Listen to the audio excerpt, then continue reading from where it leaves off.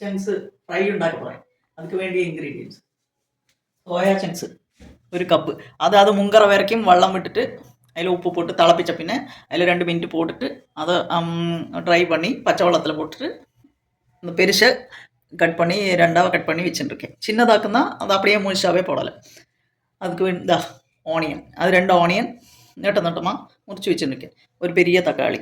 அதுக்கு வேண்டியது மிளகாപ്പൊടി, മല്ലിപ്പൊടി, പെപ്പർ, മഞ്ഞൾപ്പൊടി, ഉപ്പ്.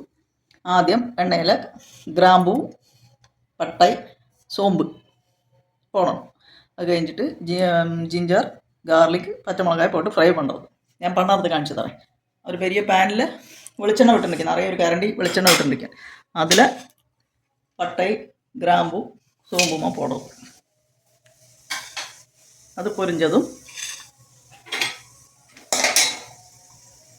ஜிஞ்சர், கார்லிக், பச்சை மிளகாயமாக போட்டுட்டு ஃப்ரை பண்ணுறது. Onion powder. ஆனியன் நல்ல ப்ரௌன் கலராக இருக்கும், ஃப்ரை பண்ணணும். அதுக்கு வேண்டிய கொஞ்சமாக உப்பு போடும்.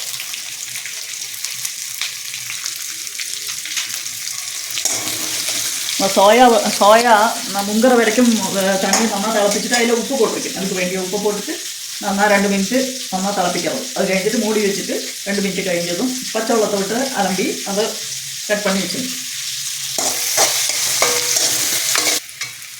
ஆனியன் நல்லா ஃப்ரை ஆயாச்சு. அதுக்கு வேண்டிய மஞ்சப்பொடி, பெப்பர், மிளகாப்பொடி, മല്ലിപ്പൊടി, വേണ്ടിയ ഉപ്പ് എല്ലാം റോസ്റ്റാക്കും. അതോട് പച്ചമണം പോനതും സോയ ചങ്ക്സ് പോട്ടും പോട്ട് നന്ന സിമ്മിൽ വെച്ച് നന്നാ റോസ്റ്റാക്കും. അതിൽ നമ്മൾ ഒരു ടൊമാറ്റോ ചിന്നതാണ് നടത്തി പോടും. ഇത് വേഗത്തിട്ട് கொஞ்சமாக வெള്ളം விட்டுட்டு மூடி வைக்கிறது.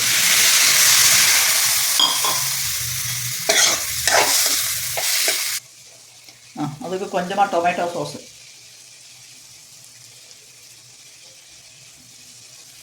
எல்லாமே பின்னி ஃப்ரை பண்ணுறது. ஸ்லோவாக வச்சு மெதுவாக ஃப்ரை பண்ணணும். சோயா நல்லா ஃப்ரை ஆயாச்சு. சோயா വരട്ടിയതെന്നും சொல்லலாம். அதுக்கு வேண்டி கருவேப்பிலை போட்டுட்டு പിന്നെ നന്നാ എല്ലാം ഇളക്കിയിട്ട് എടുക്കാം. இந்த சோயா ஃப்ரை சப்பாத்திக்கு, பரோட்டாக்கு, ஆப்பத்துக்கு, പിന്നെ ப்ரெட்டுக்கு எல்லாமே ரொம்ப நல்லா இருக்கும். எல்லாருமே ட்ரை பண்ணி பாருங்க.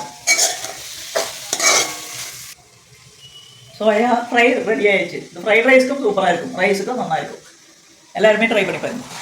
இதுலேயே கார்ன்ஃப்ளவர் மிக்ஸ் பண்ணி இதாக்கினா கிரேவி வச்சு இது ஒரு பரட்டின மாதிரி, பரட்டினது ரோஸ்ட்டு சொல்லலாம்.